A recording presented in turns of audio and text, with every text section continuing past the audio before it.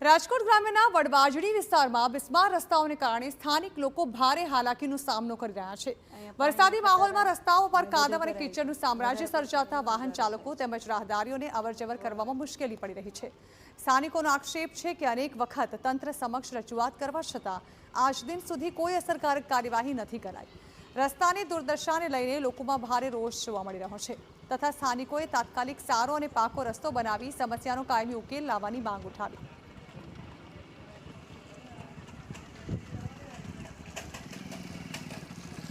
ખાસ કરીને એ જ સમસ્યા છે કે અમારે ત્યાં કાચો રસ્તો રાતૈયા રોડ છે સોસાયટીની અંદર, એટલે જે 40નો 60નો રોડ નીકળે છે એમાં ફૂલ ગંદવાળો, ગારો, કીચડ ફૂલ થાય છે અને માખી મચ્છર ખાવાની, રોગચાળો ફેલાવાની સમસ્યા ઊભી થઈ છે। અમારી માંગ એટલી જ કે પાકો રસ્તો જે દિવસે થાય તેથી પણ અત્યારે ટેમ્પરરી સર્વિસ પૂરતું અમને હાલવા જેવું કરી દે।